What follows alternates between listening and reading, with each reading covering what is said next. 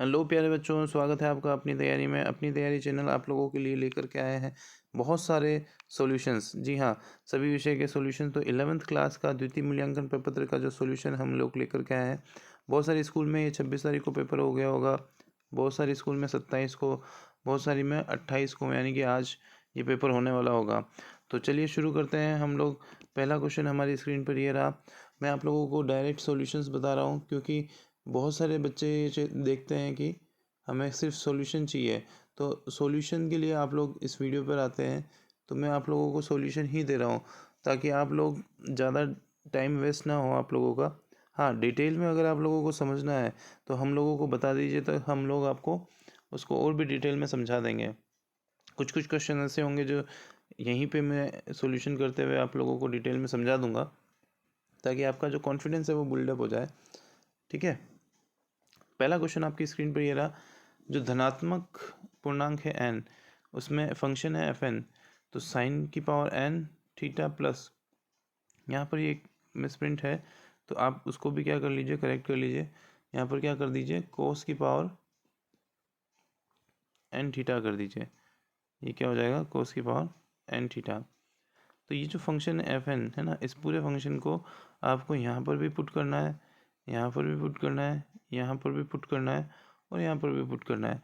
तो जब इन वैल्यू को पुट करेंगे आप, तो यहाँ पर जो है फंक्शन को माइनस प्लस जो भी आपको यहाँ पर दिया हुआ है, वो टिग्नोमेट्री लगाएंगे आप लोग अब उसकी। तो टिग्नोमेट्री से आपको जो सॉल्यूशन मिलेगा, वो सॉल्यूशन किसके बराबर मिलेगा, f1, मतलब फंक्शन जो है आपको कैसा मिलेगा, sine theta plus cos theta divide by sine की पावर 3 थीटा प्लस कोस की पावर 3 थीटा। तो ये ऐसा वाला फंक्शन मिलेगा आपको f1 अपॉन f3 के बराबर। तो ये आई होप ये आपको क्लियर हो गया होगा। तो बढ़ते हैं अगले क्वेश्चन की ओर। अगला क्वेश्चन दिया हुआ है, निम्न में से कौन सा नियम जो है वो आर आर फलन में नहीं है, है ना, आर आर फलन, आर से आर फलन में नहीं है। तो इसके अंदर आप लोगों को दिख रहा है यहाँ पर रियल नंबर से रियल नंबर होना चाहिए, तो कौन सा नहीं होगा, रियल नंबर है ना। तो यहाँ पर सेकंड वाला फंक्शन देखो आप, रूट में आ रही है वैल्यू, है ना। तो कभी भी आप चीज़ ध्यान रखिए कि रूट में अगर नेगेटिव वैल्यू आ जाती है, जैसे -1, तो वो इमेजनरी नंबर बन जाता है, ये आप लोगों को पता होगा। तो इमेजनरी नंबर रियल नंबर में तो नहीं आएगा, ठीक है। तो इस वजह से जो सेकंड वाला जो पोर्शन है इसका, या जो सेकंड ऑप्शन जो है आपका, वो इसका करेक्ट आंसर हो जाएगा। इजी है, ज़्यादा टफ नहीं है, फटाफट कर लीजिए।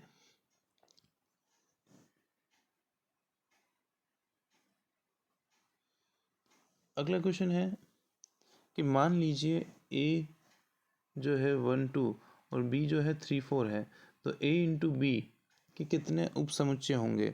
तो यहाँ पर आप लोगों को दिया हुआ है, सॉरी थर्ड क्वेश्चन, ए और बी, ए इंटू बी के कितने उपसमुच्चय होंगे। इसमें 2 एलिमेंट है, इसमें भी 2 एलिमेंट है, ठीक है।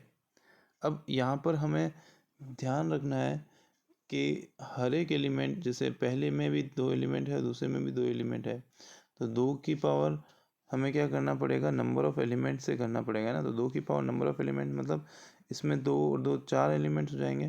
तो 4 एलिमेंट को जो हम देखेंगे तो कितना आएगा, 16 आ जाएगा। तो इसका सही जवाब क्या हो जाएगा, स हो जाएगा। आई होप आपको ये समुच्चय वाला और उपसमुच्चय वाला क्वेश्चन समझ में आ गया होगा। अच्छे से तैयारी कीजिए, 12th बोर्ड है। हाँ, और अगर आप लोगों को किसी भी टाइप के क्वेश्चंस की रिक्वायरमेंट है, सॉल्यूशन करवाने हैं आप लोगों को, तो हमें कमेंट बॉक्स में ज़रूर बताएं। और हाँ, वीडियो पसंद आने पर लाइक ज़रूर करें और शेयर करें अपने दोस्तों के साथ में, दबा कर शेयर कर देना, क्योंकि शेयर करने से नॉलेज बढ़ेगा आप लोगों का भी। आप लोग जितना ज़्यादा दोस्तों को शेयर करेंगे, उतना ज़्यादा आपका भी नॉलेज बढ़ेगा। चलिए बढ़ते हैं, क्योंकि वो अगर आप लोगों से क्वेश्चन करेंगे तो आप लोग उनका सॉल्यूशन बताएंगे कि सर इस तरीके से सॉल्यूशन होता है, तो वो भी खुश हो जाएंगे और आप लोगों का भी काम हो जाएगा, आप लोगों की प्रैक्टिस। चलिए बढ़ते हैं अगला क्वेश्चन।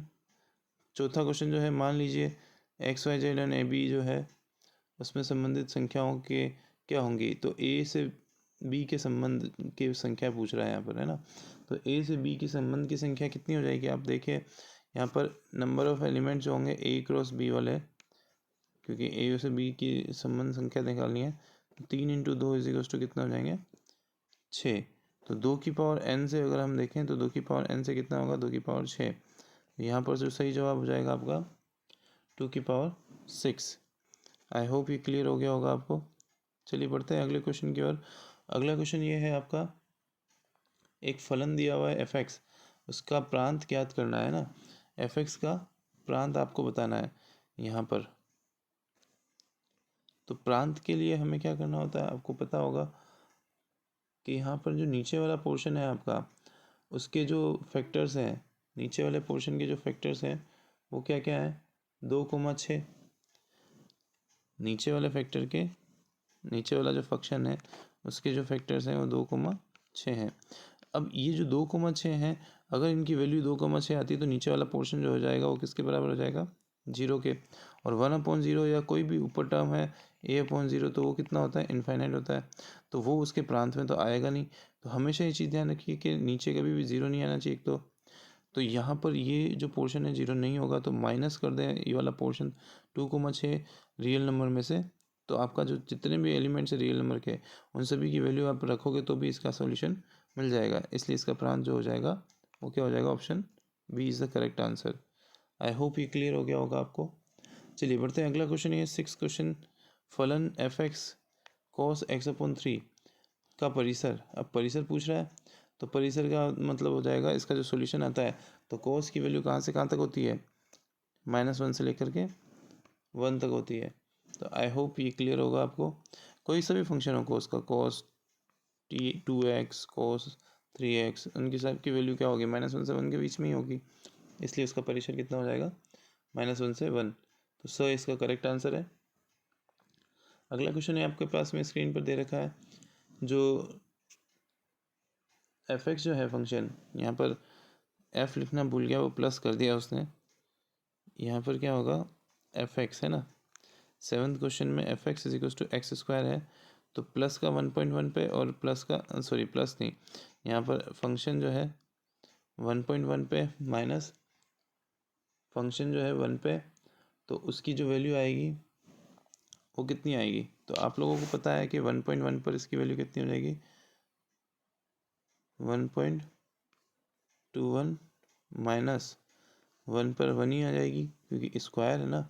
तो 1.1 पे तो 11 का स्क्वायर 121 होता है, इससे 121 में 2 पॉइंट लगा दोगे तो 0.21 अपॉन 0.1।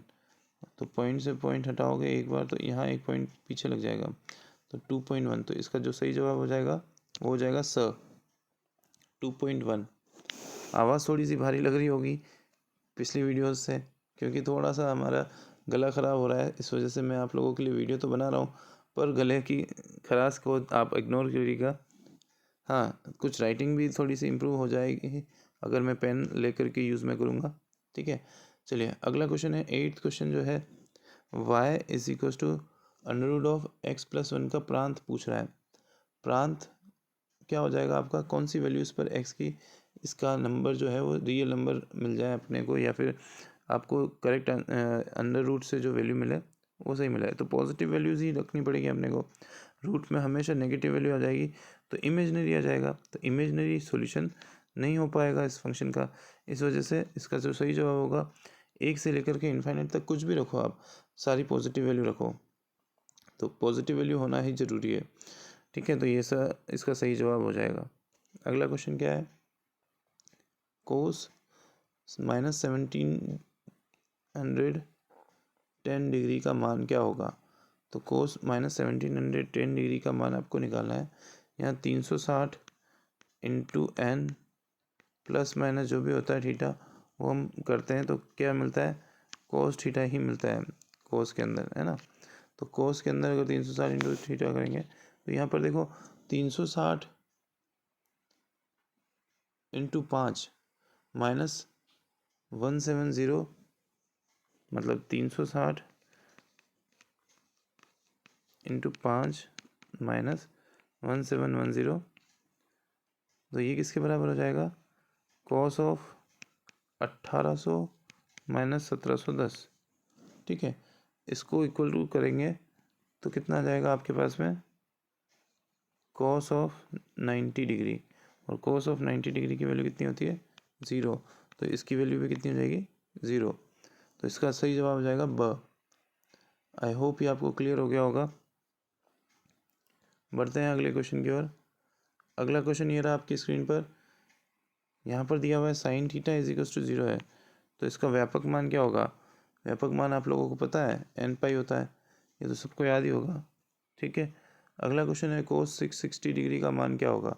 तो कोस 660 डिग्री का मान निकालना है, तो अभी अपन ने देखा था जैसे उसी तरीके से कोस 720 माइनस 60 कर दोगे तो 660 आता है, तो कोस माइनस का 60 आ जाएगा इसकी वैल्यू, और कोस माइनस का 60 की वैल्यू जो है वो कोस 60 के बराबर होगी, और वो होती है 1/2, तो इसका सही जवाब जो होगा वो स हो जाएगा। स जो है इसका करेक्ट आंसर होगा। अगला क्वेश्चन देखिए, अगर आपके पास में एक घड़ी है और उस घड़ी में मिनट की सुई 1.5 सेंटीमीटर लंबी है, ठीक है, 1.5 सेंटीमीटर लंबी, उसके नोक की 40 मिनट के कितनी दूरी जा सकता है, ठीक है, 40 मिनट में कितना दूर जा सकता है ये अपने को निकालना है। तो 40 इंटू 6 डिग्री, हर एक सेकंड में 6 डिग्री, तो 40 इंटू 6, 40 इंटू 6 मतलब हर एक मिनट में 6, तो 6 240 डिग्री तो ये कवर करता है। अब 240 डिग्री को अपन क्या करेंगे, पाई बाय 180 से मल्टीप्लाई कर देंगे, तो 240 इंटू पाई बाय 180 तो रेडियन में आ जाएगा, ठीक है। अब रेडियन में आ गया तो पाई की वैल्यू 3.14 रखेंगे बाद में, तो 4 पाई/3 ये तो थीटा होता है, ठीक है। तो 4 पाई/थीटा इज इक्वल टू 4 पाई/3 है, और ये किसके बराबर होता है, L/R के। अब यहाँ पर लंबाई तो दे रखी है सुई की, अपने को क्या निकालना है, रेडियस निकालना है। तो यहाँ पर आपके पास में वैल्यू जो आ जाएगी L is equal to R theta, sorry radius तो अपने को दे रखी है 1.5, अपने को लंबाई निकालनी, कितनी लेंथ वो कवर कर रहा है, तो 1.5 इंटू 4/3 इंटू 3.14, ये 2 बार कट जाएगा इसके अंदर। तो इस तरीके से जब आप सॉल्व करेंगे इसको, तो इसकी वैल्यू जो आएगी वो कितनी आ जाएगी, 6.28। तो आई होप ये क्लियर हो गया होगा, स्क्रीनशॉट ले लीजिएगा आप, ठीक है।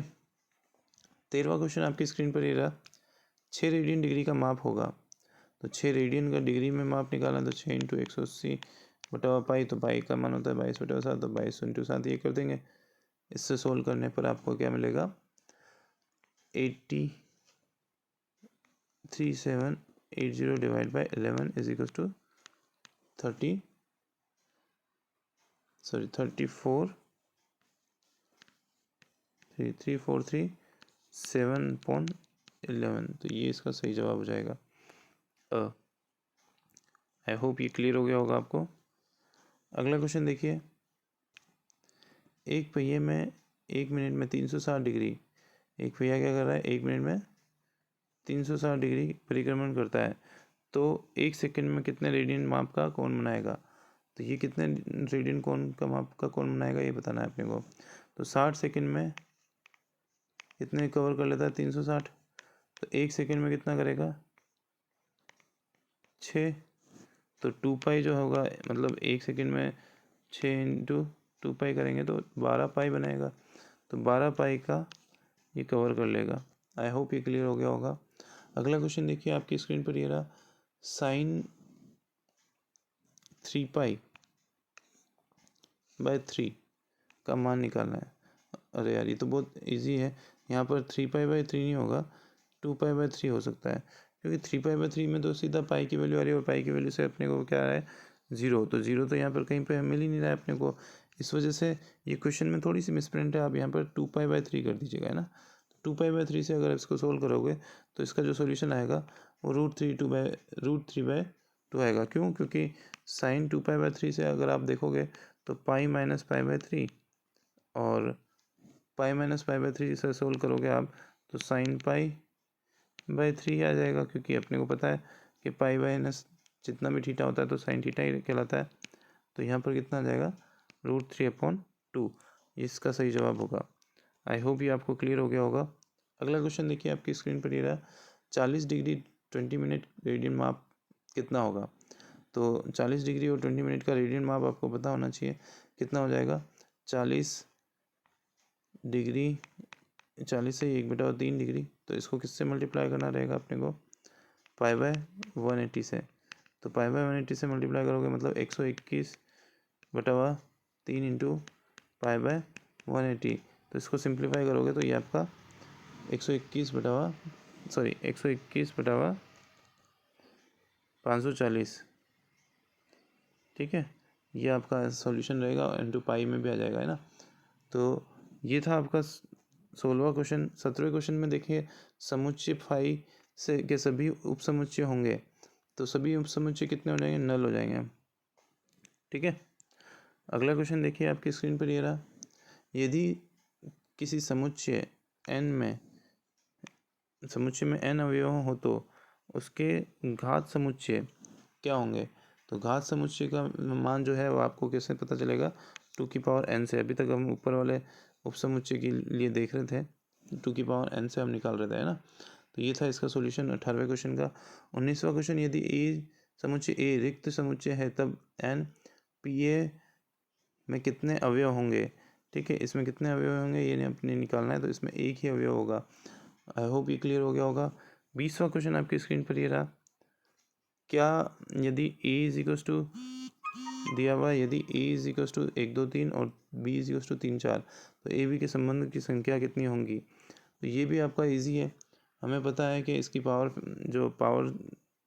फलन जो बनेगा, पावर a + b वाला, उसके नंबर ऑफ एलिमेंट्स कितने होंगे, 3 × 2 6। तो इसमें 2 की पावर 6 संबंध हो सकते हैं ना, तो इसमें 2 की पावर 6 संबंधों की संख्या हो जाएगी। तो ये थे सारे 20 क्वेश्चन आपके 11th क्लास मैथ्स के। आई होप ये आप लोगों को समझ में आ गए होंगे। अगली वीडियो में हम लोग लेकर के आएंगे आप लोगों के लिए 11th क्लास के और भी सॉल्यूशंस। तो बने रहें अपनी तैयारी के साथ में, सब्सक्राइब कर दें चैनल को और बेल आइकन को दबा दें ताकि आप लोगों को आने वाले अपडेट सबसे पहले मिल जाए। Thank you. विजिट अपनी तैयारी अगेन।